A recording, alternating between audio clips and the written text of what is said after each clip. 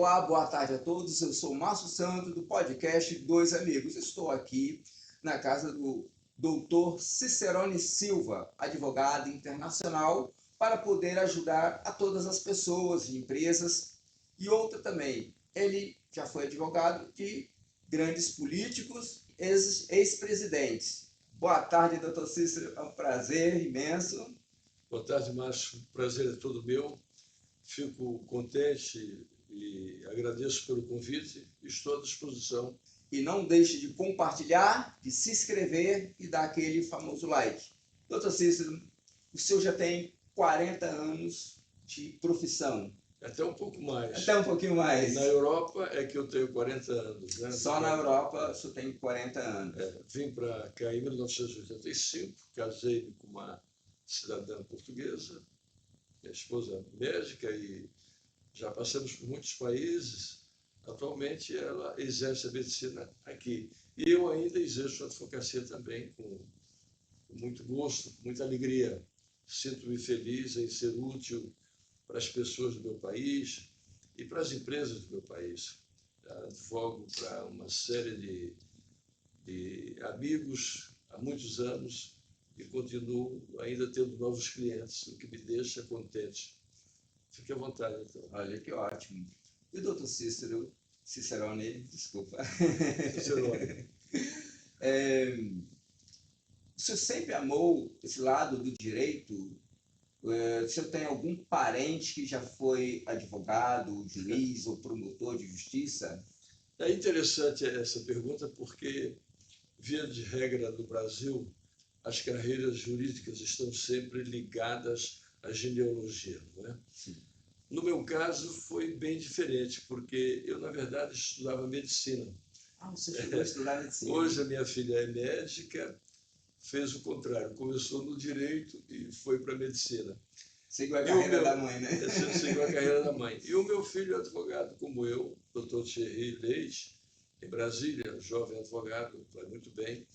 Mas, na verdade, não havia na minha família nenhuma expressividade jurídica. O pessoal era mais para engenharia, para medicina, para outras profissões liberais. O lance do direito tem a ver com o meu próprio pai, que não gostava muito. Ele era um empresário agrícola, tinha lá um grande engenho de cana-de-açúcar no Ceará, e sempre havia ali problemas de limitação de terra. E ele e alguns amigos deles andaram perdendo algumas questões para as pessoas que nem tinham, de fato, razão. Aquela coisa Mas de não mudar tinha documentação? eles mudavam um pouco os marcos para cá, para lá, depois ia para a justiça. Meu pai detestava advogada, juiz, promotor, toda a parte jurídica não gostava. E ele falou: meu filho, olha, eu queria que você realmente seguisse na profissão de medicina, mas eu não tinha vocação nenhuma, não gostava. Quando realmente abandonei o curso, 2 anos e meio depois, e abracei o direito, foi realmente muito estranho. E tive uma conversa séria com ele. Ele me botou lá uma série de limitações. Não pode advogar para bandidos, não pode advogar para estuprador, não pode advogar para isso, para aquilo. E de tudo que ele cercou, ficou muito pequeno o meu horizonte. Aí eu imaginei, bom, vou fazer direito internacional. E você fez direito internacional no Brasil mesmo? Comecei no Brasil. Falei para ele que eu queria fazer direito internacional, me perguntou o que era aquilo. Eu tive que explicar mais ou menos as cortes internacionais de justiça e tal. Então ele gostou, falou, gostar muito não gostou, mas liberou-me para fazer o direito, né? E o direito internacional me atraiu assim de uma maneira particular, porque naquele momento já o Brasil tinha uma projeção internacional grande, havia muitas causas internacionais e poucos profissionais. Até hoje ainda continua assim, melhorou bastante. Em Brasília eu fiz muitos cursos de direito e participei da feitura de outros e tentei sempre equacionar o nosso direito jogando para a vertente internacionalista. E como professor de direito internacional, tenho realmente uma experiência muito boa, muito positiva no Brasil todo, porque eu, logo cedo, fiz uma pós-graduação nessa área, depois vim para Portugal e comecei a trabalhar nos serviços consulares. E daí... Chegou a trabalhar aqui no Porto, no Porto, no 3 vezes eu estive no consulado. Porto. Sim. E aí foi um momento muito especial, muito feliz. Portugal estava tentando entrar na União Europeia, porque foi uma entrada muito difícil. Portugal não tinha as condições necessárias para ingressar no bloco europeu já naquela altura. Mas, por força de um grande político que eu conheci, tive amizade com ele e respeito muito, o professor Dr. Mário Soares, que tinha lá um grande relacionamento com grandes personagens da importância, presidentes da República, François Mitterrand, na época, outros, Luiz Genoud, que ainda era vivo, e tantos que levaram realmente a sério o petitório de Portugal, dada a insistência com que Mário Soares falava sobre essa grande possibilidade que seria extensiva às ex-colônias, notadamente ao Brasil, CPLPs e tudo. Então, isso fez com que realmente ele tocasse num ponto muito nevrálgico para a União Europeia, que também tinha a ver com o Brasil como um grande fornecedor de matéria-prima e que, através de Portugal, dentro da Europa, seria realmente um manancial a explorar, muito positivo, né?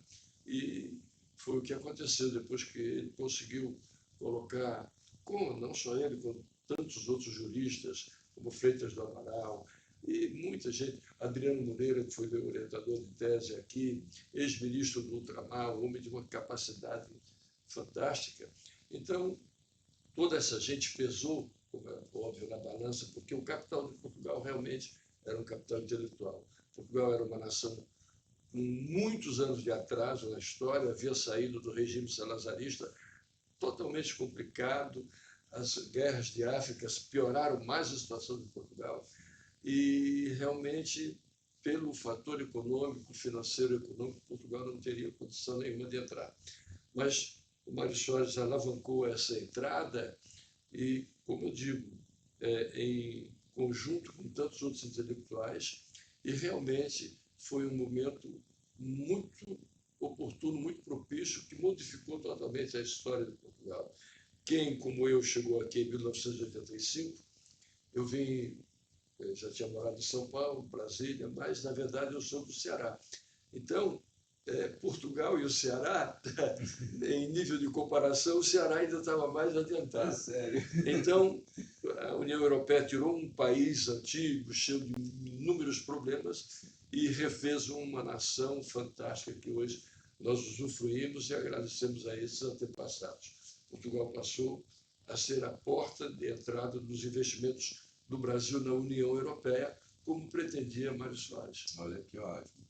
Mário Soares, então, com a equipe e foi grandes juristas aí, né? E depois, não só conseguiu com outros juristas essa façanha incrível, mas depois ele se tornou primeiro-ministro de Portugal, se não me engano, fez 2 administrações, e depois presidente da República. E como presidente da República, então, ele prestou serviços irrelevantes com relação a esse grande relacionamento bilateral, internacional, que Portugal manteve com o Brasil. O nosso relacionamento é fantástico, tem histórias maravilhosas, acordos que são verdadeiros diplomas no direito internacional, inatingíveis por qualquer outra nação. Por exemplo, o Tratado de Igualdade de Direitos e Deveres, que foi recentemente abolido, mas que era um diploma que a França nunca conseguiu, por exemplo, com a Argélia, que o Brasil e Portugal conseguiram. O brasileiro chegar em Portugal e, a partir da residência, ter os mesmos direitos dos portugueses, E os portugueses no Brasil, a mesma coisa.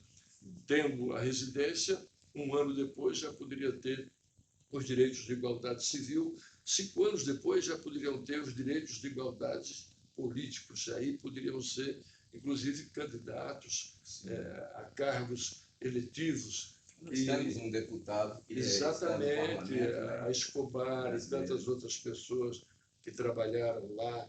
Aqui de Oliveira das Meias, um grande amigo nosso também, foi deputado, José, esqueci o sobrenome, e isso fez com que realmente houvesse um entrosamento fantástico e outros tratados vieram coroar essas disciplinas, ou até antecederam, que é o caso do Acordo Cultural Luso-Brasileiro.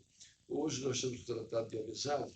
Esse tratado ele não obriga nem o Brasil nem a Portugal a determinadas regras, como o pedido de equivalência para se exercer as funções, notadamente os profissionais liberais exercerem as suas profissões nos dois países.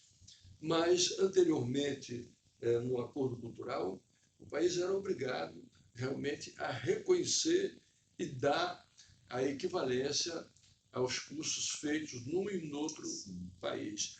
Assim, muitos brasileiros que vieram para cá, como médicos, eu como advogado, sou inscrito desde essa época na Ordem dos Advogados, algumas ordens como a nossa até compreendiam muito facilmente por serem por terem grandes juristas lá, né? Outras faziam qualquer resistência, mas acabavam por conferir. Foi o caso dos dentistas do Brasil, um problema que tomou uma conotação muito, muito grande a partir do momento que, naquela época, Portugal não tinha curso de odontologia. Portugal tinha estomatologia, que é uma especialidade da medicina, e que muito pouca gente faria. Por quê? Porque as pessoas procuravam aquelas especializações, os médicos, né, que davam mais projeção, mais sucesso financeiro, cirurgias plásticas, cirurgias isso, aquilo, e cardiologia, dermatologia e tantas outras, né? Então, ninguém praticamente queria ser estomatologista. Aí ficava reservado apenas para uma meia dúzia de profissionais da medicina, cujo pai já era, digamos, já exercia a estomatologia em grandes hospitais, tudo mais, mas para ir trabalhar como dentista mesmo, extrair dente, arrumar as pessoas, poucos queriam. E aí os dentistas brasileiros chegaram aqui e fizeram um enorme sucesso, porque eles vinham de faculdades no Brasil, onde realmente passavam 4, 5 anos estudando só odontologia. E chegavam aqui, profissionais maravilhosos, que nós temos até hoje. Então, houve uma aceitação total da população portuguesa. E até alguns políticos, a imprensa, a comunicação social, falaram, olha aí, o sorriso brasileiro, né, tratado por um dentista brasileiro. Isso gerou um clima de animosidade classista e, notadamente, pelo fator disputa de mercado de trabalho, os portugueses começaram a se rebelar contra essa situação. Para encurtar um pouco, senão nós vamos nos estender muito, isto acabou nos tribunais, né? E com muitos problemas que quase abalam de tal sorte a estrutura diplomática do Brasil e Portugal, que quase houve um rompimento. O Collor de Mello, quando foi presidente da República do Brasil, chegou em Lisboa e já estava praticamente levando o embaixador embora para romper as relações, caso não houvesse aí uma compreensão de Portugal a respeito do cumprimento do tratado. Então, são coisas recentes, não faz muito tempo, sim, mas que... E agora os dentistas, no caso, para vir do Brasil para cá, tem que fazer equivalência obrigada, né? Pronto. Então, veja bem, é a tal história. Quando, na época do Acordo Cultural, o dentista chegava aqui, ele se inscrevia na Ordem dos Médicos, porque Ordem dos Médicos e dos Dentistas. E eles pediam a equivalência exatamente a medicina. E o tratado, no seu artigo 14º e 15º, o Acordo Cultural Brasil-Portugal, dizia exatamente o seguinte: quando não houver um custo exatamente igual àquele que o cidadão portador do diploma do Brasil ou em Portugal traz para outro país, tem que ser dada equivalência ao custo imediatamente superior. Então, odontologia não existia, existia estomatologia, mas já vimos que era apenas uma área de especialização. Então, eram obrigados a dar a equivalência a médico. Então, isso gerou realmente um desconforto enorme, muitas complicações que foram depois sanadas, né, no bom entendimento, e foi substituído, então, foi desativado o acordo cultural por um interesse dos dois países e criou-se o Tratado de Amizade. O Tratado de Amizade, ele não obriga, ele recomenda, né? Então, hoje você pede uma equivalência para odontologia, para medicina, que já tem outros percalços, porque agora existe o Tratado de Bolonha, que é da União Europeia, e que exige que só se pode exercer essa profissão em território europeu a partir de Portugal. Diga-se de passagem, né? Se você tiver mestrado. Antigamente não, era apenas a licenciatura. Então, criou-se mais essa dificuldade, de sorte que hoje o brasileiro que quer exercer odontologia ou medicina em Portugal, é o caso da minha digníssima esposa, tem que fazer talvez um ano de outras cadeiras que não foram exigidas no Brasil, para poder ele sair como mestre. Ainda faz uma prova perante uma comissão examinadora, normalmente uma tese referentemente a essa diferença, e essa comissão vai examinar se a pessoa realmente tem competência para receber o grau de mestre. Então, sai, na verdade, como médico com equivalência a mestrado. E, no caso específico da minha esposa, pode exercer a profissão como ela tem Mas agora exercido. também já está uma situação meio constrangedora, a questão dos advogados, que antes o advogado também não precisava fazer uma Pois é. equivalência. Né? E eu estava vendo uma reportagem agora recentemente, e há um desconforto, né? Muito grande. Muito grande, né? Até lá no Brasil estão querendo rever essa situação, porque se é um tratado, se é um acordo, né? E agora, ou seja, quem conseguisse chegava aqui como advogado, podia advogar. Exato. Né? E agora parece que estão querendo fazer a equivalência. Se tivesse inscrição na Ordem dos Advogados, podia. Você está dizendo muito bem, e é uma questão muito atual. E causa-me espécie saber que, definitivamente, Portugal deu uma guinada, no meu entender, para trás com relação àquilo que já era um avanço. Eu comecei a dizer a você aqui no início da nossa conversa que os advogados, a Ordem dos Advogados de Portugal, instituição que tem por norma, que tem por índole tratar realmente das questões jurídicas, era perfeitamente entendível, e eles praticavam muito bem isso. Não criaram nenhuma dificuldade, por exemplo, para dar aos primeiros advogados como eu equivalência automática. Eu, por acaso, já entrei no segundo grupo, que eles já queriam que você se inscrevesse, primeiro, tivesse a equiparação do diploma para a continuidade dos estudos, já não era para o exercício profissional. Ou então, também, dubiamente, pedia para o exercício profissional, e, na época, ameaçaram exigir algumas habilitações, provas, etc., mas declinaram. Ficou tudo assim, e durante eu tenho quase 40 anos de inscrito, nunca mais se ouviu falar no assunto. Muito recentemente, a Ordem dos Advogados de Portugal, inexplicavelmente, né, porque eles são as pessoas que mais entendem de direito no país, começaram a exigir, então, que os novos advogados em Portugal tenham, mesmo tendo equivalência do diploma na universidade, mas tenham que fazer exames para a ordem dos advogados. Mais uma vez se coloca frontalmente a questão do mercado de trabalho. Isso nada mais é, nada menos é, do que uma proteção exacerbada desse mercado de trabalho. Começa a entrar muito brasileiro, então já... Os advogados portugueses estão assustados, estão perdendo Exatamente, exatamente. Então já fica um desconforto, né, para a classe. E aí colocaram esse entrave, então o advogado, e é bem diferente a situação, porque no Brasil, eu tenho escritório de advocacia no Brasil, e os estagiários que trabalham conosco, eles não têm tantas obrigações como aqui.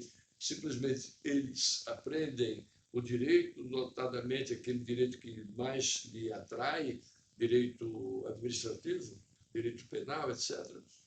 Ele procura um escritório de advocacia que trabalhe com isso. Eles aprendem aquele direito e, independentemente de tempo, eles estão formados em direito, têm um diploma. A partir daquilo lá, já estão habilitados a fazer a prova da OAB. Se passarem na prova da OAB, já se profissionalizam e começam a trabalhar no seu ramo e em outros, porque dá direito a tudo, né? Aí aqui não, aqui já há uma série de disciplinas em que basicamente se obriga o profissional do direito a passar mais de 2 ou 3 anos ainda fazendo estágios comprovados, com recomendações dos advogados-chefes, e mesmo assim ainda terão que fazer o exame de ordem. Ou seja, no meu ponto de vista, inconcebível tanta exigência, quando, na verdade, essa profissão é a que deveria abrir para as outras profissões o exemplo de que, entre dois países de tanta grandeza, Portugal, a grandeza histórica, o Brasil, a grandeza emergente, então simplificassem as normas e não complicassem. Entendo, é verdade. O senhor foi advogado de grandes políticos também lá no Brasil? Trabalhei, advoguei para muita gente. Durante quanto tempo assim? Olha, eu fiquei praticamente uns 10 anos trabalhando, de um modo geral, para toda a gente, não havia uma escolha específica. Mas, rapidamente, eu me ouvi muito bem no direito eleitoral e, de um modo geral, no direito civil. Assim, tive também, onde comecei a advogar, na cidade de São Luís, Maranhão, excepcionais sócios de advocacia, ex-desembargadores e tal, e que rapidamente ali facilitou um caminho que não é muito fácil de chegar lá. Então, ganhamos aí notoriedade fazendo esse direito, sobretudo defendendo nos tribunais, fazendo aquilo que se chama de sustentação oral. Então, eu tinha uma certa facilidade, tenho, então, eu fazia sustentações orais na cidade de São Luís. Daí a pouco começaram a me dar outras missões mais profundas, fazer essas sustentações orais em Brasília. E assim fiz, e graças a Deus me dei bem e estou hoje aqui no direito internacional. Mas o pulo para o direito internacional foi exatamente vir morar na Europa, e foi exatamente em 1987 que eu me matriculei aqui no mestrado, fui selecionado, havia uma seleção, aí sim, para você fazer mestrado, tinha que passar por uma seleção entre muitos profissionais.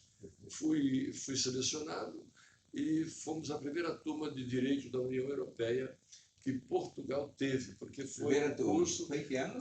1987, começamos, em 1991 terminamos. Na época eram 4 anos o mestrado, hoje são 2 anos apenas, né? Depois fiz doutorado na mesma área na França, que já foram 5 anos. E isso foi uma coisa muito espetacular na minha vida, né? Porque abriu-se aí uma grande oportunidade de trabalhar, especialmente para o meu país, o Brasil, no que pese essa desgovernança, entre aspas, esse sistema governamental do Brasil, que na verdade já é desatualizado, presidencialismo, tudo a gente sabe. O Brasil já teria que ter evoluído, mas respeitando-se o que acontece, o Brasil, em nível de governo, tem tido, nessas últimas décadas, desde 1960, notadamente com o advento do regime militar, muita crítica internacional. O Brasil poderia ter evoluído mais. Entretanto, por outro lado, a iniciativa privada do Brasil é fantástica. Nós temos um tecido espetacular, notadamente em estados como São Paulo, Paraná, Rio Grande do Sul, Santa Catarina e até hoje grandes estados do Nordeste, como o Ceará, que está muito bem industrializado, Pernambuco, que anda bem. Então, o Brasil, como um todo, é um país que tem uma iniciativa privada fortíssima. Nós não devemos nada a ninguém no mundo em nível das empresas que operamos. Já se internacionalizaram, já são hoje afirmações internacionais. E eu contribuí um pouco e fico muito contente, ainda contribuir até hoje, de fazer esse fluxo e refluxo das empresas. Levo empresas portuguesas, espanholas, francesas, inglesas para o Brasil e trago do Brasil empresas para Portugal. Tem sido... E tem muitas empresas brasileiras investindo aqui em Portugal? Se tem muitas atualmente? Exato. Tem. Trouxe grandes empresas, era até antiéticos citadas, né? Como levei de Portugal também, para ter uma ideia, uma empresa... E o que o senhor acha a questão, hoje, na atualidade, do panorama que está havendo no Brasil, judicialismo, empresas estão ainda investindo ou estão saindo do Brasil? Há muita empresa saindo do Brasil, como nunca se viu, porque realmente o Brasil está numa... o que eu falei para você há pouco, na contramão da governança, né? E retrocedendo, né? Retrocedendo. E o que é pior é que essa divisão entre direita, extrema-direita, ou como queiram dizer, esquerda, extrema-esquerda, isso está levando o país a problemas muito, muito sérios. Vejam bem o que aconteceu agora com essa supertaxação. Exatamente. Sobre essa supertaxação, o senhor que é especialista em direito internacional, essa supertaxação que está assim, prejudicando muitas empresas no Brasil, Se é legal isso? Não. O porquê, tipo assim, está muito politizado, eu acho que, tipo assim, eles deveriam poder conversar com o presidente americano, Donald Trump, para tentar amenizar, porque grandes empresários vão entrar numa dificuldade muito grave. Muito grande. O aporte de 64 bilhões que o presidente Lula deu para essas empresas é bom, vai aliviar de imediato aquilo que já seria uma catástrofe, mas a longo prazo não tem como sustentar, porque o comércio é uma coisa que é indomável. As leis de mercado prevalecem sobre tudo. O presidente Donald Trump, ele fez com o Brasil, realmente deu a esse tarifaço uma conotação política. Ele fez com outros países um tratamento, digamos, meramente comercial, porque ele tem autonomia para isso. O país é dele, ele explica como... aliás, ele pode, como presidente da República, tomar as medidas que tomou. Não há nenhuma ilegalidade. Vamos para a Organização Mundial do Comércio. Para quê? A Organização Mundial do Comércio não tem, no direito internacional, essa supremacia de ditar o que é que deve fazer os Estados Unidos ou não, o Brasil, a Bolívia, qualquer país, não interessa. Mas você acha que se o presidente atual lá, de repente, se conversasse... Essa que é a tônica, tônica da negociação. O Donald Trump é um cara que... Vamos colocar que ele levou para o lado político, mas se de repente conversasse... Ele levou para a administração... Ele não queria chamar a mesa para tentar, vamos conversar. Exato. Ele levou para a mesa, para o tabuleiro político, a grande experiência empresarial que ele tem. Então, ele dá o chute e depois ele ameniza, né? Então, bate e arrefece.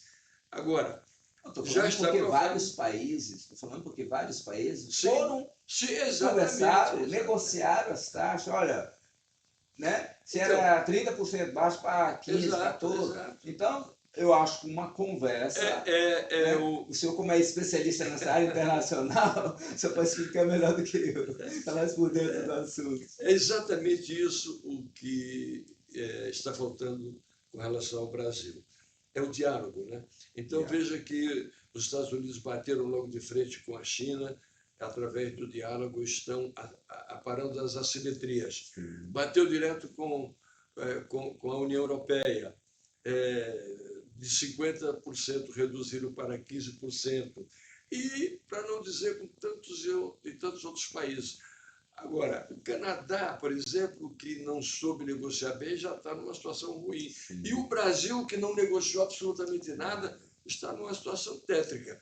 Aí dizem, bom, mas é porque realmente a questão do Bolsonaro, a questão desse apadrinhamento político Você não exacerbado. acha que é mais, em vez de ser do Bolsonaro, seja mais questão do país estar caminhando para o comunismo? Porque fazendo ali. Tipo assim, pelo que eu vi pela reportagem, eles dizendo, o próprio presidente, olha, não precisamos do dólar. Mas como é que você não precisa? Você tem razão, até numa outra entrevista o Trump chegou a dizer que nem tem essa amizade toda com o Bolsonaro.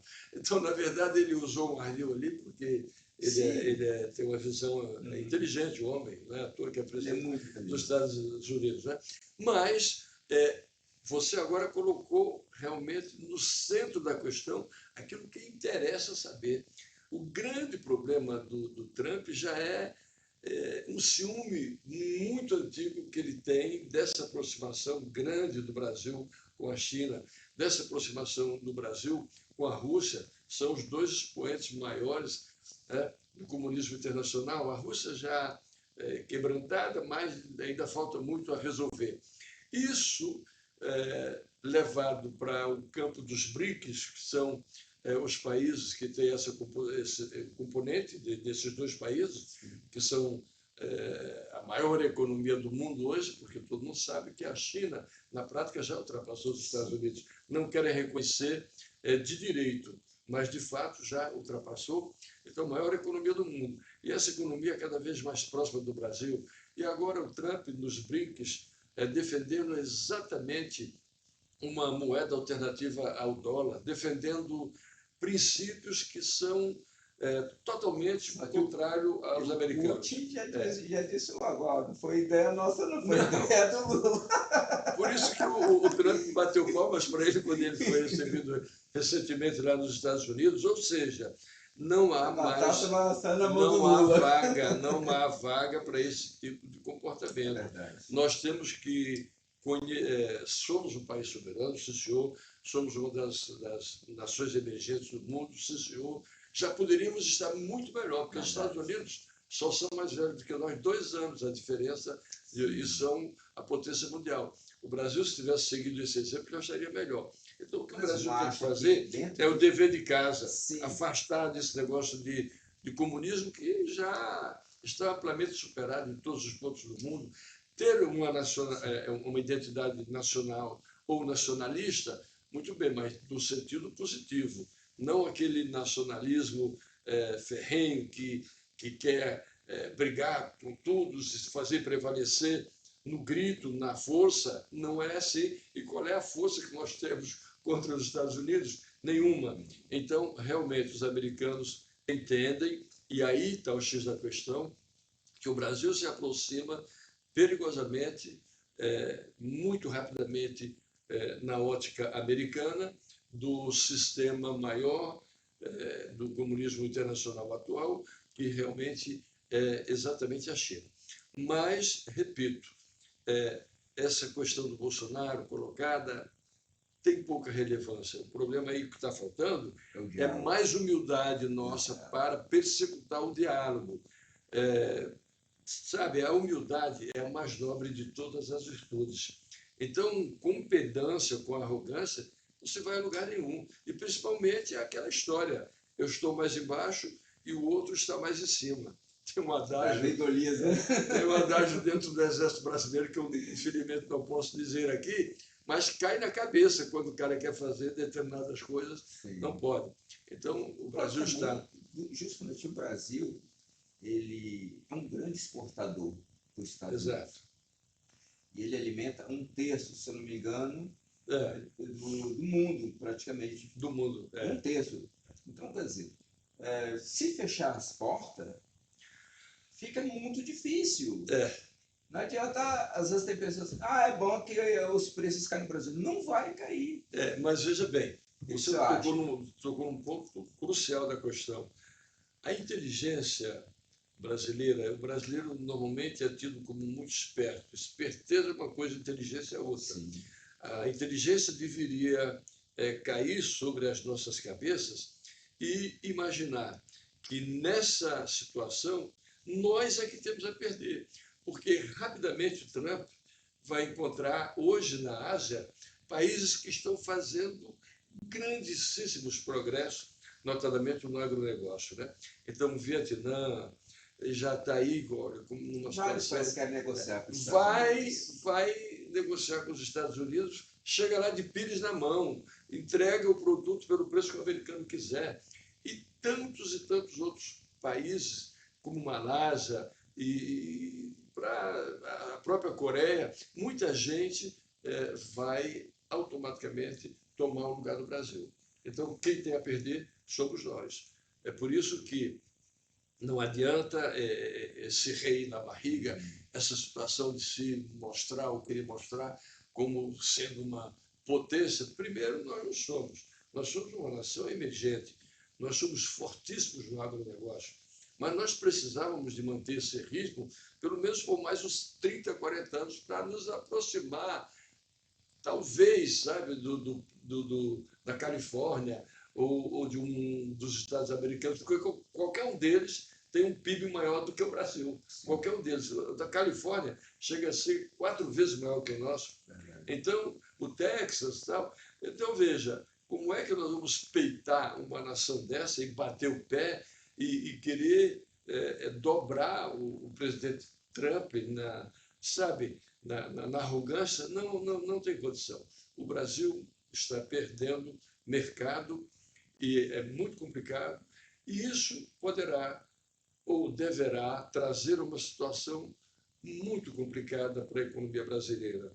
E, oxalá, haja aí um milagre da comunicação, que a gente possa reverter, nem que seja metade de tudo isso que está acontecendo, porque senão o próprio governo do PT vai enfrentar problemas intransponíveis, porque essa economia vai degradar de tal sorte que não é má a comparação que se faz por aí. Daqui a pouco o Brasil pode se tornar uma Venezuela.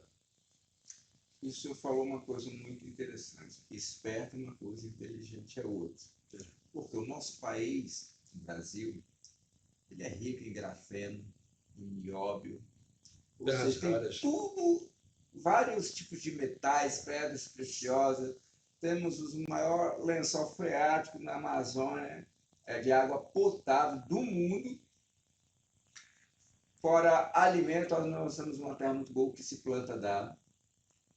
Estamos jogando fora por falta da boa política. Então, eu, quando vejo na televisão o nosso presidente Lula defendendo assim um bate que bate contra o Trump, eu fico realmente com dó do povo brasileiro. Porque os políticos passam, eles estão bem, ali está tudo maravilhosamente, estão recebendo os seus salários, atualizam sempre, não tenho a menor dúvida de que com toda essa complicação que vai acontecer, daqui a pouco o dólar bate nas alturas e o Supremo Tribunal Federal, o Judiciário brasileiro, os políticos brasileiros vão automaticamente equiparar, atualizar os seus salários e vão sofrer menos. Agora, a plebe ignara, a população, essa não tem para onde ir, não tem como fugir de uma inflação grande que retornará ao país e de imensas dificuldades intransponíveis, a perda do seu emprego. Hoje o Brasil já tem uma economia de pessoas que vivem, faz-se você próprio, né? Vendendo, comercializando de um modo geral.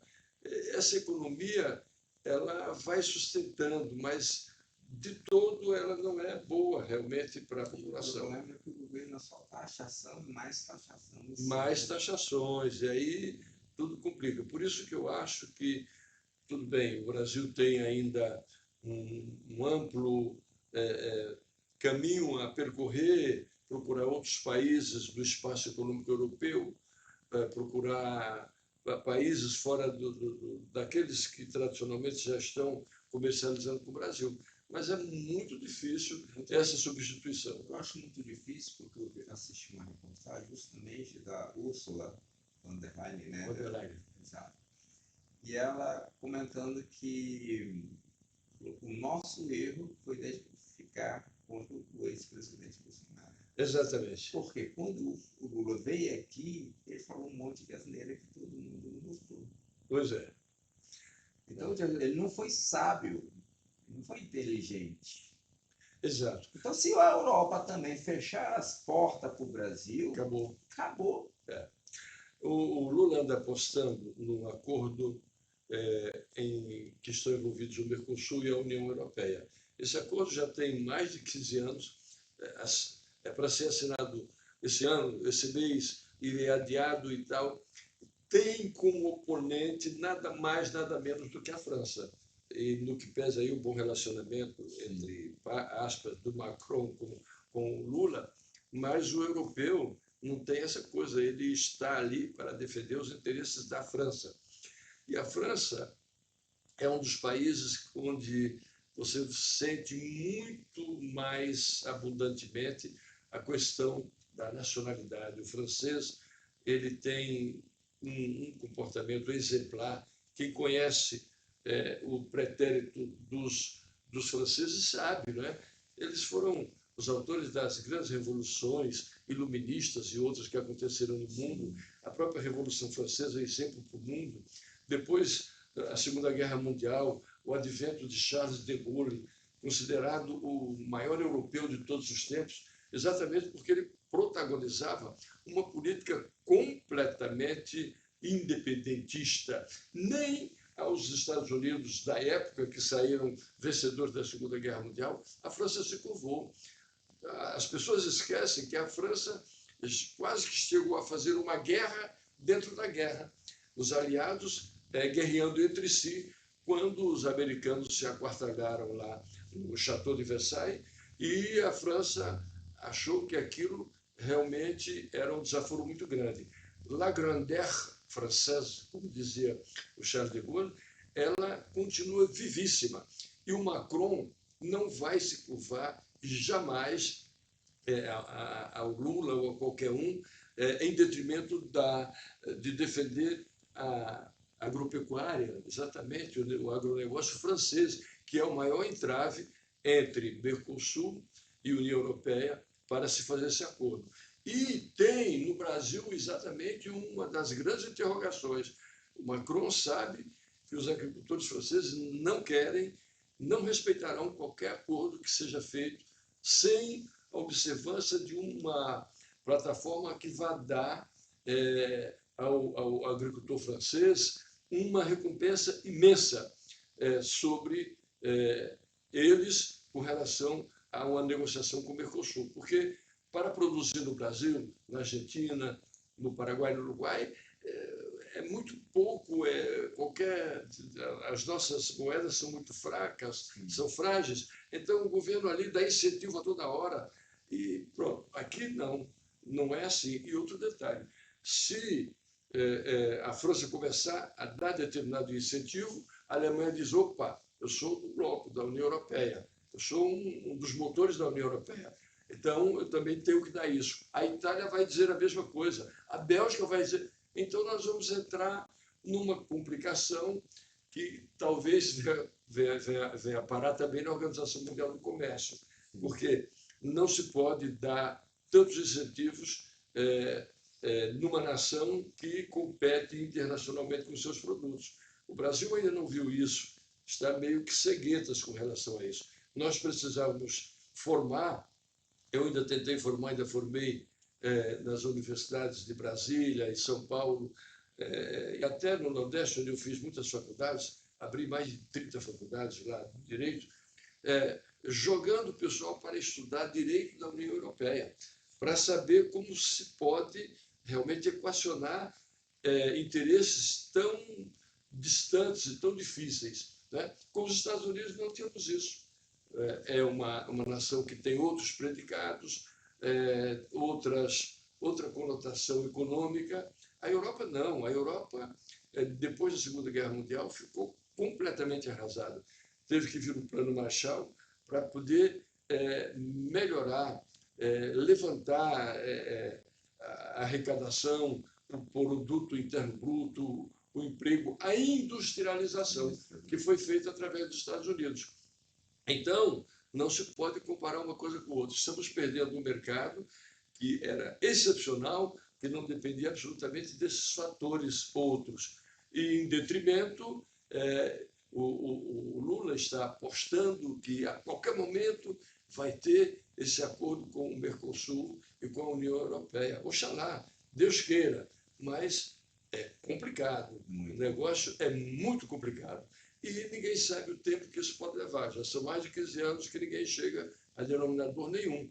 Então, o Brasil, mais uma vez, fica no meio do caminho, porque já tivemos muitas décadas perdidas por má administração, por desgoverno, por falta de conhecimento técnico para conduzir bem o país. E, de repente, estamos enfrentando novamente esse mau presságio que não deve acabar muito bem. E, juntando a esse complicador maior com os Estados Unidos, poderíamos ter uma catástrofe nacional. Isso é verdade. O que o senhor acha dessa judicialização que está acontecendo no Brasil, de juízes fazendo política? Porque o senhor, a sua vasta experiência, esses 40 e poucos anos, o senhor não via isso. E agora, como que a situação no país está tão difícil e agora estão censurando os meios de comunicação, as redes sociais, não querem que a verdade apareça. Por exemplo, como é que se bloqueia um rombo que teve no INSS no Brasil, né? E não querem que o irmão do Lula seja investigado? Não é? Veja bem. É uma situação tão difícil. Eles não estão respeitando assim, a Constituição. São duas questões diferenciadas Sim. que o senhor coloca, e eu vou procurar responder respeitando, sobretudo, o aspecto da ética profissional. Né?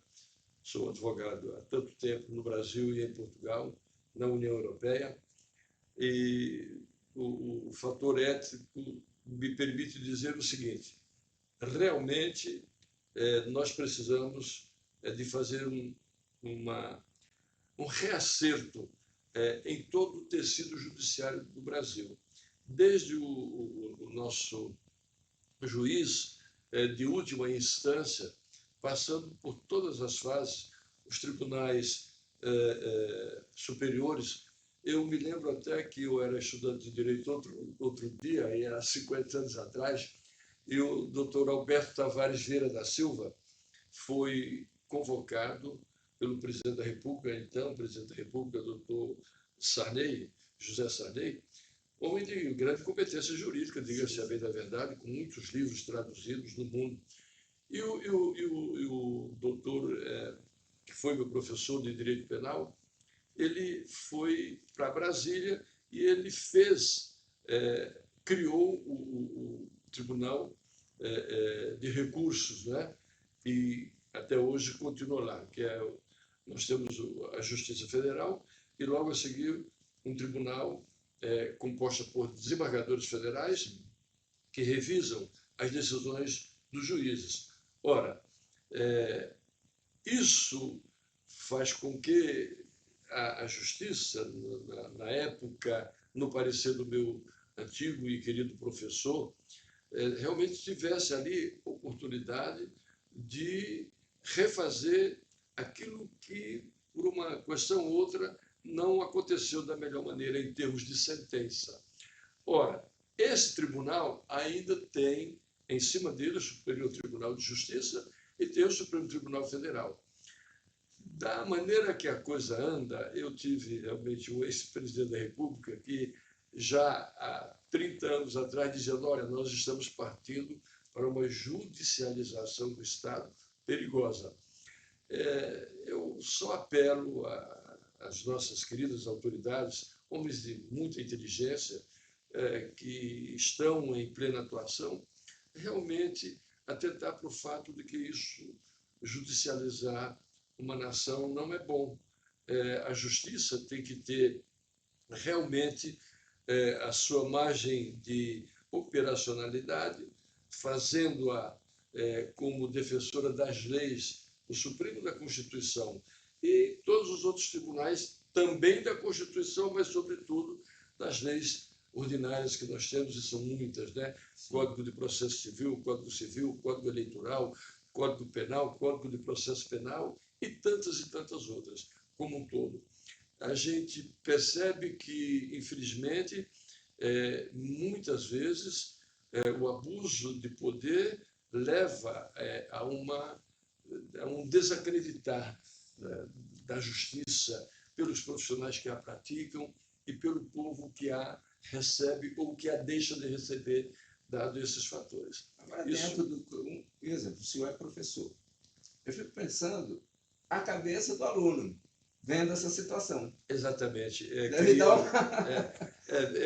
Quando se estuda, né, realmente direito, no dia a dia, a amplitude dos debates leva a tudo. Sim. E hoje o Brasil está nessa situação que realmente não é a melhor para um país, exatamente no estágio em que estamos. Nós precisávamos de uma consolidação absoluta da democracia, o respeito e, sobretudo, o respeito à lei, mas, sobretudo, da parte daqueles que são responsáveis por deferir ou negar determinado direito, que façam sem abuso de poder, sem abuso de autoridade. Nós precisamos rever isso. E a outra questão que o senhor colocou, qual foi? A politização no meio jurídico.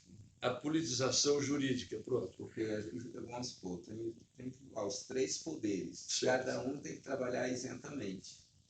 Exato. Só que o que é a politização? Como é que o ministro recebe políticos... Isso realmente é um caso muito perigoso que já vem acontecendo no Brasil há algum tempo. Também temos que apontar as falhas de todas as nossas instituições que estão aí alocadas. Por exemplo, o poder político, Câmara dos Deputados, Senado da República, são poderes autônomos que não podem absolutamente deixar de cumprir, sob pena de omissão, os seus deveres constitucionais de criar a lei. São eles que devem criar a lei. E aí, por questões questiúnculas, às vezes, de não... o próprio legislador não criar nada que seja contrário aos seus interesses do grupo que eles representam, deixam de fazer a lei necessária, como agora esse problema da pornografia infantil. Isso já devia ter sido legislado no Brasil há muito tempo. Então, por uma questão ou outra, os políticos deixam um vácuo, não fazem o dever de casa. Isso vem ser preenchido pelo poder judiciário. Veja, o poder judiciário tem outras funções, tem outro embasamento cultural. Não é para estar fazendo esse tipo de coisa, criando leis. Pelo contrário, eles têm é que observar as leis que foram criadas. Então, quando há infringência legal, seja constitucional, seja de qualquer âmbito que for, aí vem o poder reparador, que é o poder jurídico, para consertar. Então, há uma imiscuição de competências e que deixa a coisa muito mal explicada e muito mal resolvida. E quem paga isso? É o povo, somos nós. Isso o Brasil tem que realmente mudar. Acho que quando fizeram a Constituição de 1988, tida como a Constituição cidadã, realmente a Constituição muito boa, essa nossa Constituição, elogiada no mundo todo por grandes juristas, ela só precisava de ser observada e, vez por outra, mas muito pouco, modificada. Veja que a Constituição americana, tantos anos de independência dos Estados Unidos, devem ter umas 10 mexidas. A nossa tem 10 mexidas por ano. Então, isso realmente não leva a nada. O artigo 53, eu não vejo muito hoje, atualmente, lá no Brasil, ser respeitado. Por que não estão respeitando a Constituição? Porque estão prendendo deputados, ou seja, antes de uma pessoa ser julgada, está lá com a tornozeleira eletrônica, ou pessoas morrendo lá dentro do presídio, lá, porque um golpe deveria ter armas. Isso para a minha geração, é um sacrilégio. É sacrilégio. É um sacrilégio. Então, porque eu fico vendo o que os alunos, quem está hoje na faculdade, só como professor, o que passa na cabeça deles, eles não estão respeitando a Constituição. A liberdade de expressão. O Marco Aurélio Melo, por acaso, meu amigo, eu mando um abraço. Eu tenho acompanhado a reportagem dele. A esposa era desembargadora também. Quando eu abria um novo curso de Direito, normalmente levava para fazer uma palestra, porque também é uma excelente desembargadora. Ele já disse e repetiu inúmeras vezes, muito recentemente, já depois dessa crise aí, do pessoal do golpe, do Bolsonaro, de todos os que estão envolvidos, né? Do Braga Neto e tantos outros, que realmente ele, que foi ministro até muito pouco tempo, foi o decano e aposentou-se como tal, ele já disse que é inexplicável essa imiscuição, digamos, do tribunal. E, notadamente, quando se trata de penalizar um deputado, um senador que está no seu exercício regular do direito. Ele está fazendo aquilo para o qual ele foi eleito, representar o povo. Então, hoje está ficando tão difícil que o cidadão, para fazer ali qualquer, petitório ou reclamar contra qualquer situação, já está pisando a linha vermelha. Isso não existe. A democracia tem que ser ampla, realmente, e os poderes têm que se limitar a isto. O Supremo Tribunal Federal tem realmente se arvorado o direito de estar praticamente legislando e julgando tudo. Não é assim. Nós temos uma situação onde tudo começa no juízo singular. Na minha ótica, muito rapidamente, um parlamentar no exercício da sua profissão, de acordo com o que que há na legislação brasileira, ele pode sim ser processado, porque temos ali uma lei de exceção pelo Supremo Tribunal Federal. Mas ele largou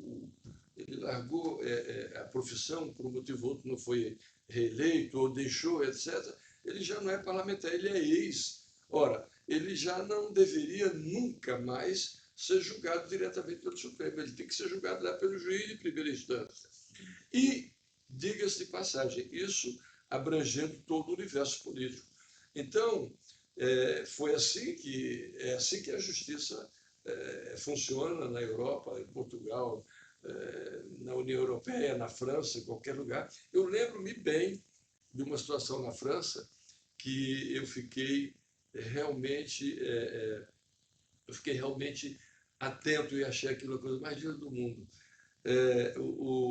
Um presidente francês por ter tido um comportamento muito parecido com o Gates da época do Richard Nixon, andou, não determinou nem mandou, mas fez vista grossa que o seu partido começou a investigar seus adversários políticos para saber o que o cara ia defender ali e não ia defender. E esse presidente foi levado aos tribunais de um juiz singular de Paris. Foi ele realmente designado para tocar o caso em frente. E por pouco, muito pouco, ele não fez o impeachment do presidente da República. Um juiz singular. Então, veja você, a situação é essa, é que tem que começar ali. É ali que tudo deve ser dito contra e a favor, advogado de defesa, promotoria pública, juiz, e a coisa tem que ir se purificando de tal sorte. Se alguém se sinta prejudicado, tanto o Ministério Público como os advogados, tem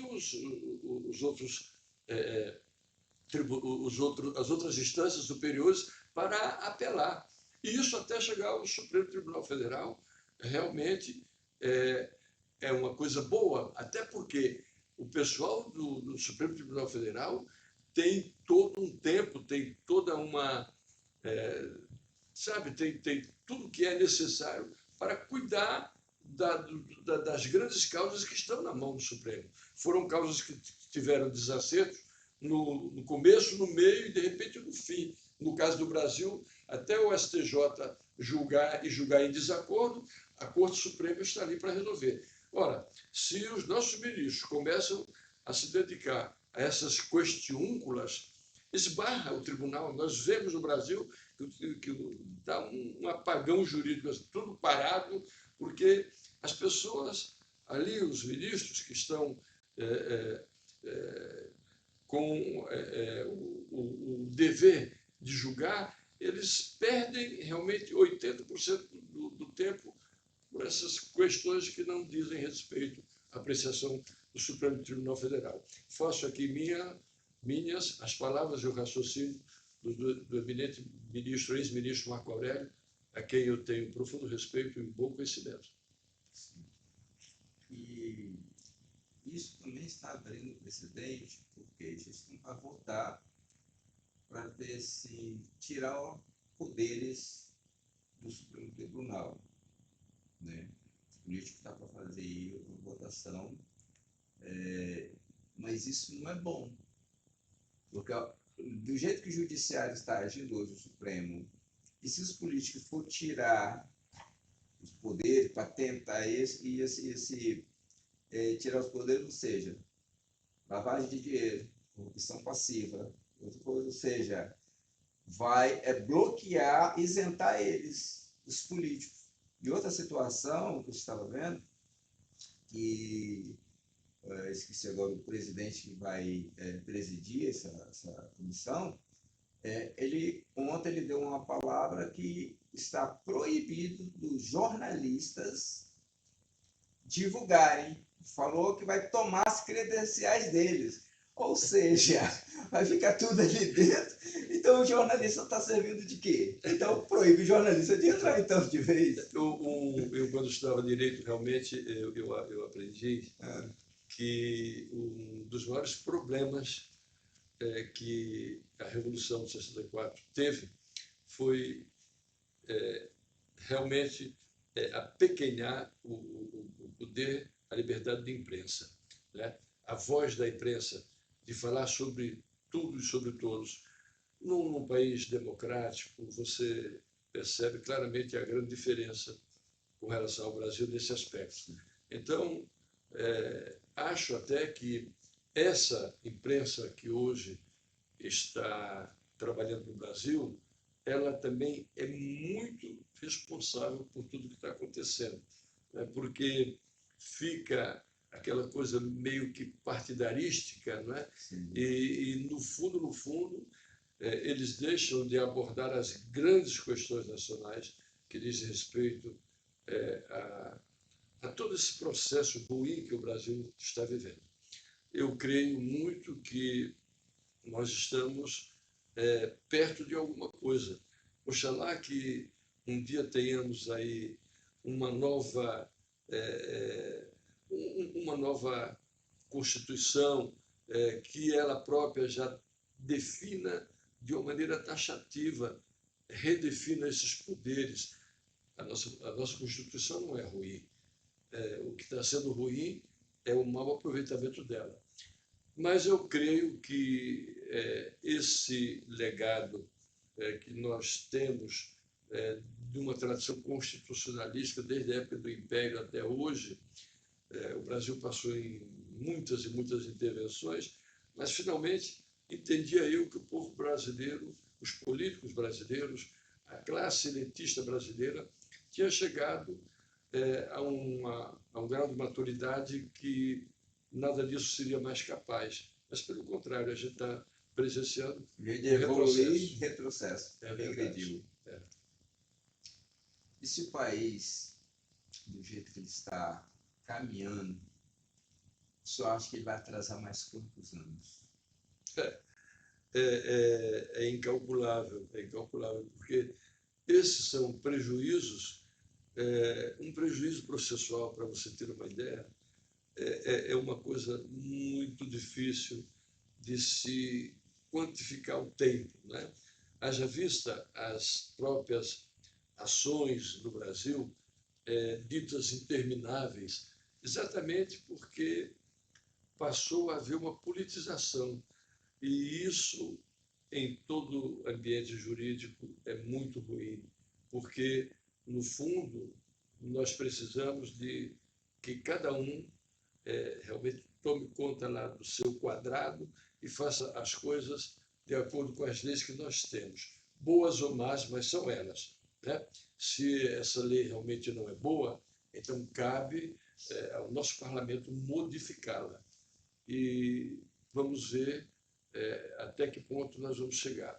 O interesse político também aí é uma coisa que complica, porque muitas vezes determinados presidentes, determinada facção partidária quer manter aquelas vantagens indevidas e começa a fazer más leis. Ainda bem que, ultimamente, no Congresso Nacional, tem havido, assim, creio eu, um movimento que já está sinalizando que essa situação vai mudar muito brevemente. Eu Para fui... melhor? Eu fui aluno do Dom Helder Câmara, porque eu estudei com os maristas, no Juvenal Marista de Poucos, e naquela época ele falava da revolução dentro da paz, né? Independentemente do posicionamento político, que era esquerdista, isso, aquilo, outro. Mas havia nele ali uma inteligência que dizia, e até chegou a comentar assim, que uma revolução virá pacífica se formos sábios, sangrenta se formos imprudentes. Então, eu tenho muito receio de que o nosso país esteja no limiar de uma situação muito complicada, que tem que haver realmente um bom senso.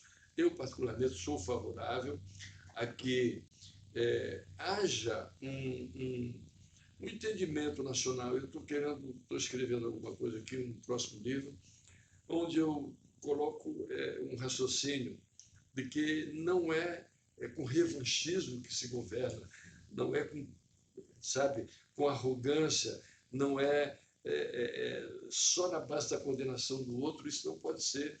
Todos os governos têm coisas proveitosas e coisas menos proveitosas, até ruins para a população. Vamos esquecer toda essa situação, passar um pano em tudo isso. O Brasil é a nação do perdão. Nós tivemos tantas e tantas anistias. Houve até, da parte dos militares, uma anistia ampla, geral e restrita, né? Que foi protagonizada por tantos brasileiros ilustres como Tancredo Neves, como o próprio Dante de Oliveira, que era um simples deputado do Sul, mas um rapaz de um gabarito extraordinário, e que o presidente Sarney teve a grande maestria em colocar aquilo na prática, em substituindo o titular, que era Tancredo Neves, que era um homem que tinha condição realmente de fazê-lo.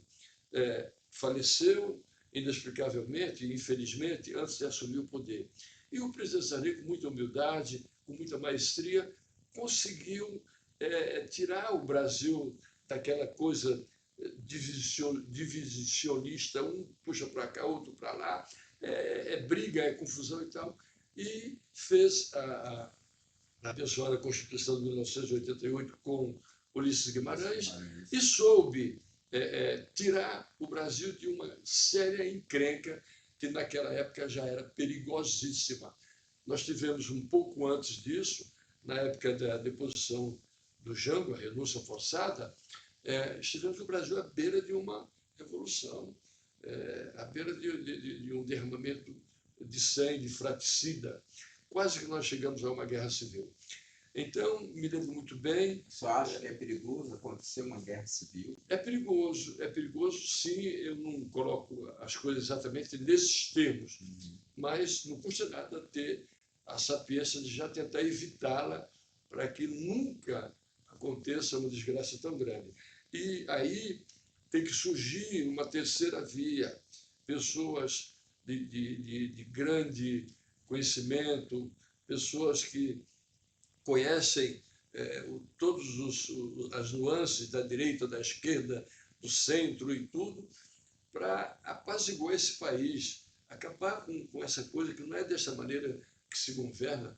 Eu já não professo mais, mas outro dia eu vi aí um posicionamento do Leão 14, né, repreendendo, entre aspas, o nosso presidente, dizendo: olha, se recorde das suas origens, seja humilde, não se faz política dessa maneira. Quer dizer, quando ele diz política, a boa política, a política saudável, salutar.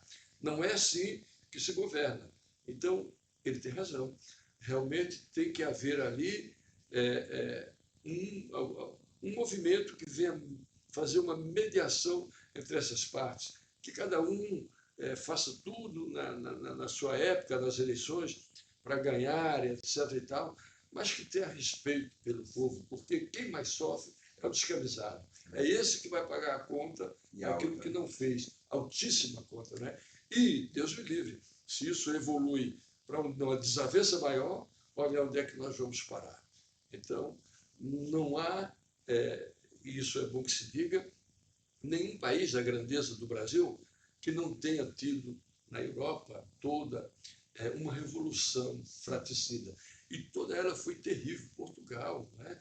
Portugal, quando Dom Pedro II, Dom Pedro I, nosso Dom Pedro I, que veio para cá, transformou-se em Dom Pedro IV, para buscar o trono que fora usurpado por Dom Miguel, patrocinou uma guerra civil. E os resultados são catastróficos, né? Então, se somos inteligentes, se somos pelo menos espertos, então vamos atentar para essa situação. Não é dessa maneira que se constrói esse país. O Brasil tem que ser maior do que todos nós. O Brasil tem que representar para todos nós um átrio, uma coisa realmente maravilhosa, que a gente ponha o coração de brasileiro a trabalhar, porque os prejudicados seremos nós, os nossos familiares. Quantas famílias hoje divididas entre direita e esquerda, esse, aquilo, outro, coisas de pai já não falar com o filho, uma situação que eu nunca ouvi falar em minha vida. Isso é um perigo enorme e a nossa democracia está seriamente ameaçada. E como é que o senhor vê o mundo todo observando as coisas que estão acontecendo no Brasil? Olha, nós temos aí realmente vários contextos, vários mundos. E temos também vários Brasis, né? Sim, mas tipo assim, olha o Brasil como uma terra sem lei, olha o Brasil como não respeita a Constituição, não respeita o povo brasileiro, não respeita a sua bandeira, porque pessoas foram presas por causa de estar com a camisa verde e amarela. E queriam até mudar a camisa da seleção brasileira para ser vermelha. Eu vou lhe dizer uma coisa, eu já já estou aqui tenho mais alguns anos de trabalho, vou trabalhar até outro dia, que eu adoro trabalhar, mas eu fazia muitas palestras aqui, a convite dos partidos políticos aqui em Portugal, Sim. na França, na Espanha. Você vai ver ali uma série de fotografias com relação a isso, né? E nas universidades, onde lecionei tanto, né? Às vezes preparavam a minha fala, normalmente era tudo sobre o Brasil. Sempre me chamavam para falar sobre a minha terra. E quando acabava a minha palestra, sempre, quase sempre, eu descia da mesa ou do final, vinha sempre um português, um espanhol, dizer: "Oh, pena, professor, nossa, o Brasil tem pessoas maravilhosas, gente, inteligência, e nós temos aqui tantas pessoas. Se eu fosse hoje enumerar os brasileiros que se tornaram famosos na Europa, nos Estados Unidos, pela inteligência em vulgar, e tanta gente inteligente no Brasil, mas como é que o Brasil vive numa situação catastrófica de miséria, distribuição de renda, uma das piores do mundo, esse grau de intervencionismo político inadequado. Isso já se falava há algum tempo. Isso que estamos vivendo hoje foi se agudizando aos poucos. Eu falei nesse instante aqui da época de João Goulart e daquele movimento dos cristãos pela paz, que foi patrocinado na época pela Igreja Católica e tal. Mas não é só isso, não. Você vai analisando um a um o que aconteceu depois disso, e é uma série de erros fatais, horríveis, né? E houve, até então, das classes elitistas brasileiras, um bom senso no sentido de enterrarem esse passado, acabar com essa coisa e partir para a composição de uma nova nação. Eu acredito muito na juventude, virão jovens aí, capacitados e competentes. Eles estão meio que obstacularizados nesse momento, nós estamos deixando aparecer muito. Mas no próprio Congresso Nacional já temos aí algumas lideranças que poderão ser os futuros dirigentes do Brasil, e eu creio, outro dia também vi uma posição internacional a respeito do Belquias, né, que é um nome já para um futuro próximo. Nem o conheço pessoalmente, mas eu vi já muita coisa a respeito do que ele fala, do que ele escreve, e tem muita gente boa no Brasil. Tem mesmo até alguns governadores de gabarito capaz de fazer essa transação para uma situação que, primeiro, garanta a paz, o direito de todos nós brasileiros, e coloque as coisas nos seus devidos lugares, porque o Brasil virou uma salada russa, como nós chamamos. Está muito complicado. Você me perguntou como é que as nações veem. Então, a Europa tem essa visão. Em todo lugar que eu fui, sempre, ao fim da minha palavra, havia sempre 4, 5, 10 pessoas a dizer: "Oh, que pena, o Brasil não pode". Então, vê-se o Brasil com dó. Não é legal, não é bom a gente ser visto dessa maneira. Nos Estados Unidos, eu tive algumas vezes, na Universidade Internacional da Flórida, tive em outras instituições, rotárias, movimentos civis, rotárias, clubes, e também as pessoas veem o Brasil lá já um pouco mais desleixadamente, porque o americano é bem diferente em nível de cabeça e de pensamento. Ele simplesmente acha que o Brasil é alguma coisa que só promete, nunca chega lá, né? Pronto. E na Ásia, eu vou agora, está previsto para o mês de outubro até, o Brasil iria conosco, com o Ed, que é um amigo que temos, né? E dar uma volta pela Ásia, né? Meu filho esteve recentemente, há 3 meses, não, 2 meses e meio, chegou de lá com a esposa, recém-casado, um ano de casado, e ele achou coisas excepcionais na Coreia, no Japão, na própria China. E o que eles pensam do Brasil não é muito transparente, eles não estão muito ligados nessa situação, porque há ali uma diáspora de crescimento que nunca se ouviu antes. Há uma coisa muito nova na Ásia toda, né? Eles são muito preocupados assim com eles próprios, né? O chinês hoje, o meu filho dizia, meu pai, ele está pouco se lixando para os Estados Unidos, se não tem um site de compras americano internacional, eles já nem usam mais, ele tem os deles, o Facebook eles têm os deles, então eles não, sabe, eles estão muito felizes como estão. Entretanto, o contexto mundial leva a crer que talvez não seja por muito tempo que a gente continue tendo paz. E o Brasil também é reflexo disso. Ali uma discórdia muito grande, precisa ser arrumado até para, posteriormente, se posicionar de que lado poderá ficar. Tivemos um erro muito grande na época do Getúlio Vargas, na Segunda Guerra Mundial, quando imediatamente ele aliou-se com o eixo, né? com a Alemanha, com a Itália e os países do eixo, e o Japão. E logo a seguir, muito bem trabalhado ali por uns bons ministros que tinha, ele mudou de opinião e ficou do lado correto. Deus queira que isso aconteça também nesse momento. Okay. O Brasil, você olhando hoje para o Brasil, vamos supor que daqui a 2, 3 ou 4 anos haja uma mudança. Só um exemplo. O Brasil ele é um potencial em vários aspectos. Sim, indubitavelmente. O senhor acha que o Brasil, com esse potencial, se vier ótimos governantes, ajustar, colocando, como o senhor diz, cada um no seu quadrado, né? Cada instituição trabalhando inteiramente e buscando benefício para o Brasil.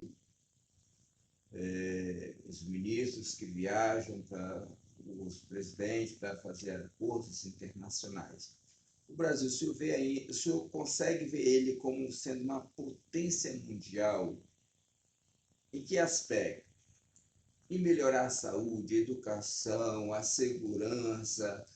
Dependendo do grau que você queira analisar, mas levando em consideração os fatores macroeconômicos, o Brasil é uma potência, não resta dúvida. Nós somos a 8ª, 9ª economia do mundo. Mas pode chegar a ser a segunda. Nós poderíamos tranquilamente governantes poderíamos ultrapassar a França e a própria Alemanha. O Brasil tem condições para isso. Agora, não vai ser no abrir e fechar de olhos. Nós precisamos de um processo imenso. Isso que o senhor está falando aí, que tem todo sentido, privilegiar a competência, exigir e modificar toda a estrutura educacional do país. O nosso sistema educacional, infelizmente, sobretudo, notadamente, do começo da instrução, é muito precário, né? As nossas crianças são muito mal preparadas. O pessoal do que chamava antigamente primário, depois secundário e o pré-universitário é muito, muito, muito fraco. Se você apanhar a juventude do Japão, por exemplo, e comparar com a nossa juventude, nós estamos infinitamente lá embaixo.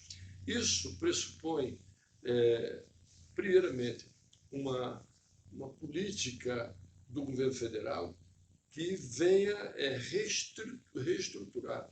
E para essa reestruturação tem que haver uma destinação de capital grande. Para mim, o Brasil, para modificar o que teria que ser modificado na cultura, ele tinha que destinar pelo menos 10% do PIB, entendeu? Para fazer uma revolução que o Brasil necessita urgentemente. Então, aquilo é uma bagunça imensa. falam em 3%, 2% do PIB. Na verdade, quando vem qualquer corte, como agora acabou de acontecer, quem mais corta é da educação. Então, sem dinheiro não se tem realmente resultados. Notadamente na competitividade internacional hoje, que desde os primórdios já exige uma adequação tecnológica que passa por uma excepcional internet, máquinas fantásticas que sejam doadas para esse pessoal. Porque quem é que tem dos pobres condição de comprar um computador para dar para o filho ir para a escola? Lá, ninguém. Tem um celularzinho ali, meia tigela, para ficar as crianças voltadas para essas coisas realmente que só levam à perdição. A moral e o bom senso passam a ser secundários, o que na nossa época era um trunfo que toda a família teria que persecutar. Hoje não, está tudo muito imiscuído, está tudo muito mal. Então, começa por aí. A nossa política educacional é trágica.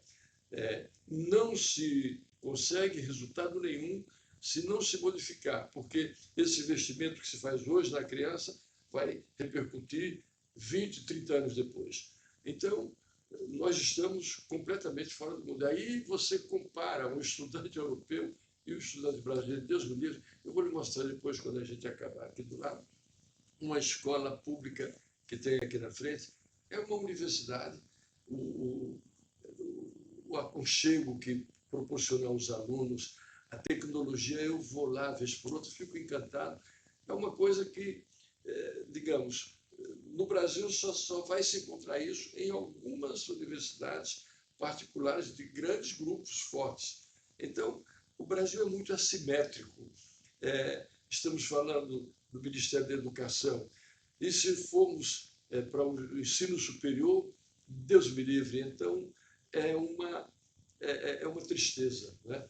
Qualquer estudante que você traga do Brasil para estudar na Europa, ele sente um baque violento, ele sente uma dificuldade imensa em se adaptar. Eu trouxe muitos alunos, muitos juízes, promotores, advogados, colegas e pessoas de modo geral. Depois eu trouxe para fazer mestrado em Portugal, para fazer pós-graduação, e muitos deles até abandonaram porque achavam que era uma missão impossível, não tinha condição. E depois que eu voltei para o Brasil, durante esse tempo que eu tive no exterior, eu sempre fiz uma parada no Brasil. E naquele momento eu fazia faculdades porque me especializei nisso, e então trazia muitos alunos. E aqui ajudei a celebrar muitos convênios, por exemplo, o convênio da Universidade do Porto com a Universidade Federal de Santa Catarina, onde a gente juntava professores, alunos, e trazia, digamos, 2, 3 turmas de alunos para terminarem o último semestre aqui em Portugal, para realmente conhecerem o que havia de novo. E era uma tragédia. 60%, 70% deles abandonaram porque não tiveram condição intelectual de continuar. Você vê que a Europa ela investe em programas de toda a diversidade, notadamente no ensino superior, o projeto Erasmus, que integraliza os estudantes. Você faz um ano aqui em Direito, faz outro ano na França, faz outro ano na Alemanha, que é o berço do grande direito, realmente não se tira, faz outra parte em Roma, e você sai daqui realmente um profissional fantástico, cheio de muitos conhecimentos, falando muitos idiomas. É isso que nós precisamos fazer no Brasil. Para isso, nós teríamos realmente que modernizar toda a nossa estrutura. Estamos falando apenas de um setor. Se a gente for para o setor de defesa nacional, meu Deus, como é que pode um país com aquela dimensão estar num barco tão furado? O Brasil não tem condição de resistir a qualquer invasão de qualquer um dos países, em qualquer setor do território nacional. Entendeu? Então, não é possível a falta de prudência dos governantes em saber que nós estamos completamente ao léu. nesse setor de segurança da nossa nação. E aí, ao invés das pessoas estarem congregando esforços para equipar melhor as nossas Forças Armadas, para a educação, para isso, para aquilo, não, estamos em picuinhas políticas, brigas que tomam tempo, levam dinheiro. Isso é uma perda absoluta, absoluta, para redundar em quê? Em mais divisão, em mais complicações e, de repente, uma refrega nacional que seria de todo trágico para o país. Doutor, o senhor também é escritor? Um pouco. Um pouco. Qual foi o livro que o senhor já escreveu?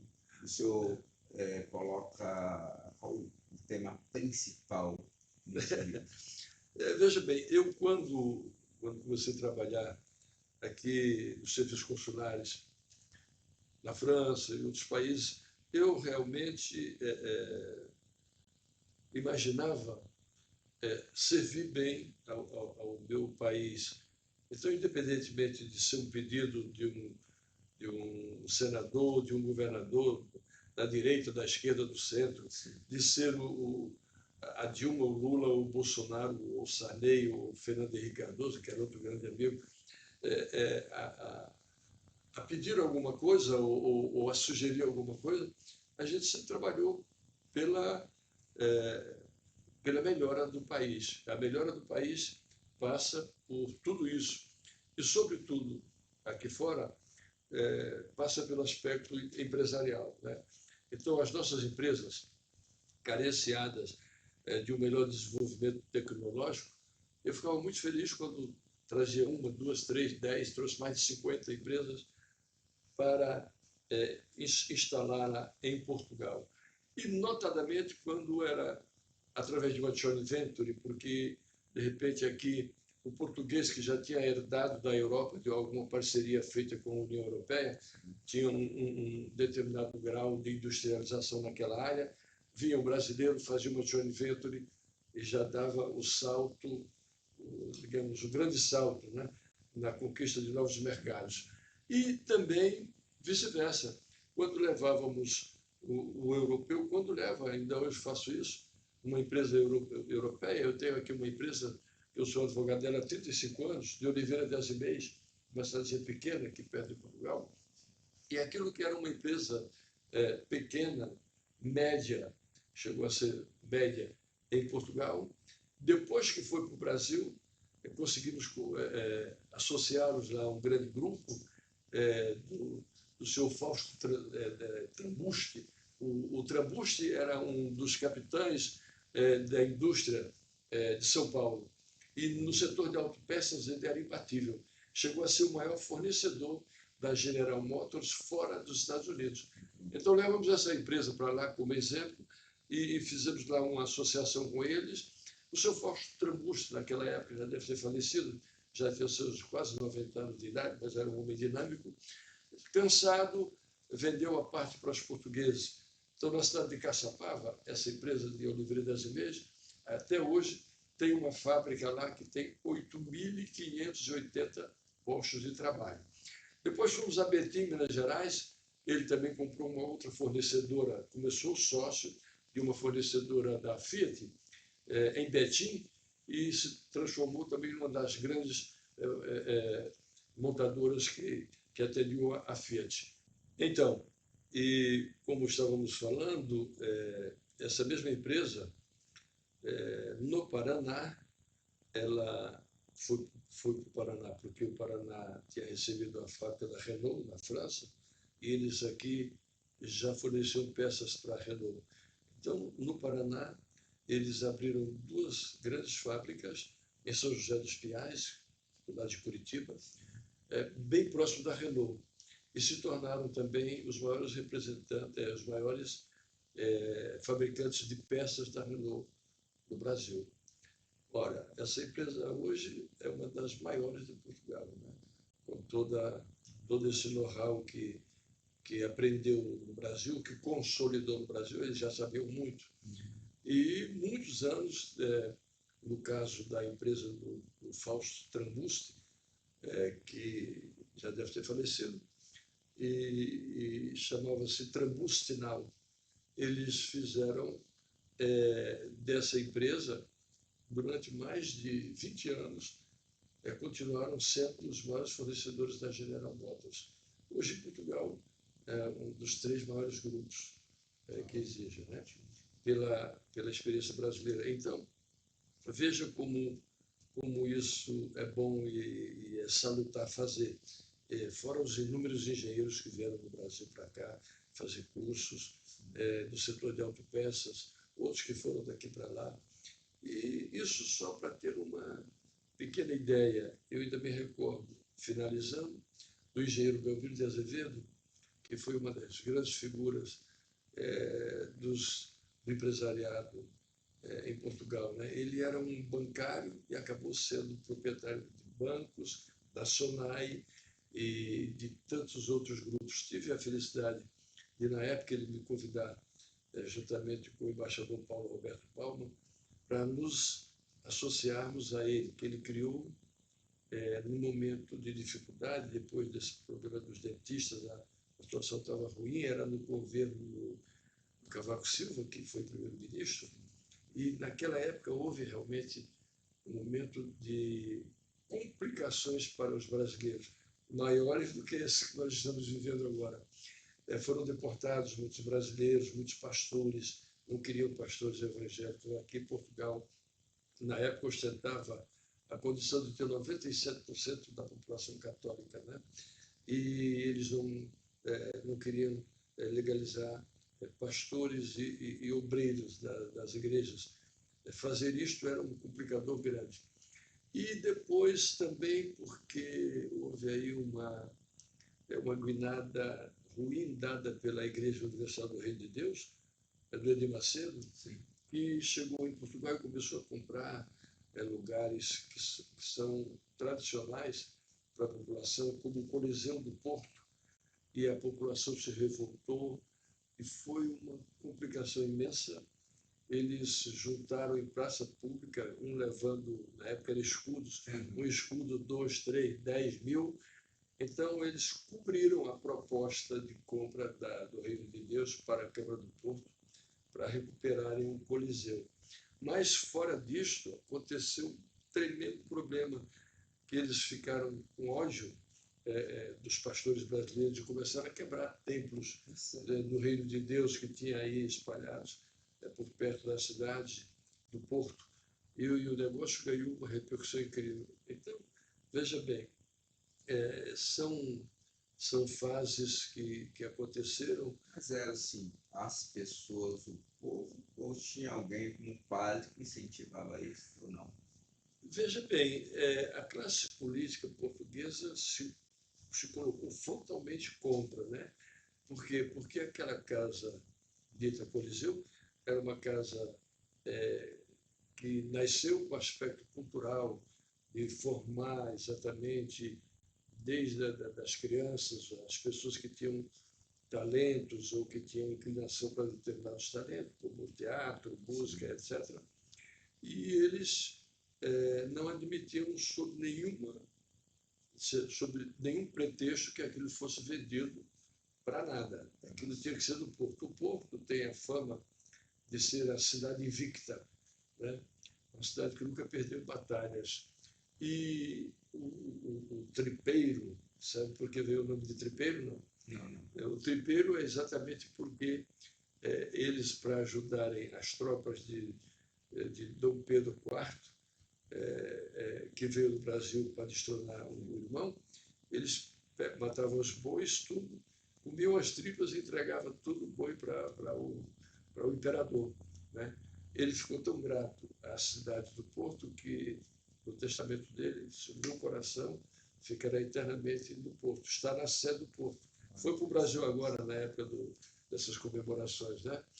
E, então, há muita coisa que acontece que uma pessoa que tem um conhecimento histórico obrigatoriamente se sente feliz em contribuir para esse processo de modernização, tanto do Brasil quanto de Portugal, desse interrelacionamento das parcerias, dos partenariados que foram feitos e que continuam sendo feitos. Ora, isso acontece de qualquer maneira, mas quando tem alguém que realmente facilita, essa situação se torna melhor. E eu me sinto muito feliz por ter, durante o meu tempo de trabalho, e que ainda continuo fazendo, fazer esse approach entre os dois países.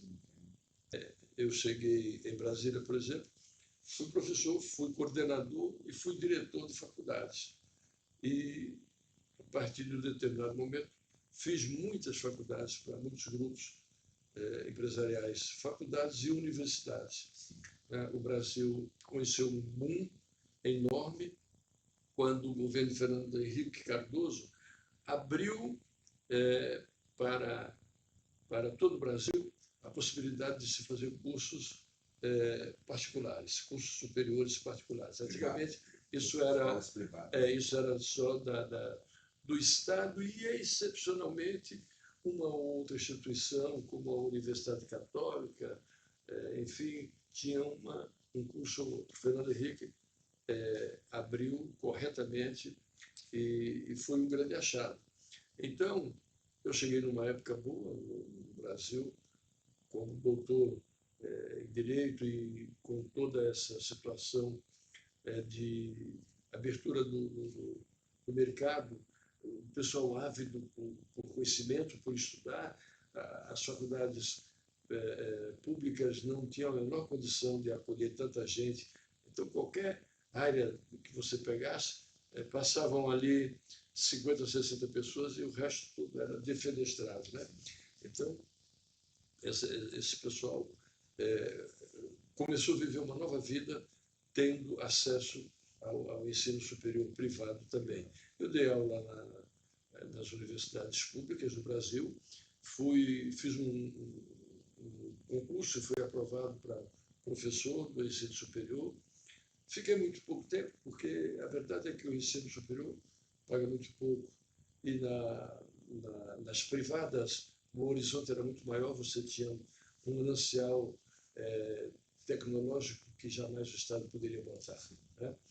E nesse âmbito, as revistas especializadas necessitavam sempre de artigos atualizados. Você me mostrou aí, eu acabei de me lembrar. E então me procuravam, me encomendavam um artigo: doutor, por favor, faça um artigo aí sobre o Mercosul, a União Europeia, sobre o ensino superior no Brasil, o ensino superior na Europa, como é que se procede.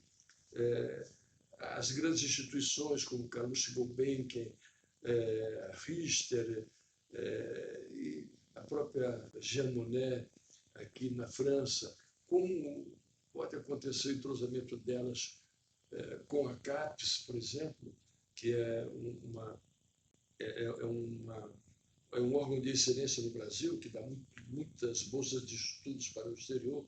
Eu fui bolsista da CAPES, fui bolsista do CNPq também, é outra instituição no Brasil que forma muitos quadros internacionais.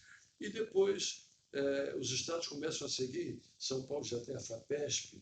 Aí eles me pediam para relacionar tudo isso, para mostrar para os leitores, notadamente professores e alunos, como uma pessoa vir para a Europa e começar a desenvolver as suas potencialidades culturais dentro da sua área, como fazer, como começar.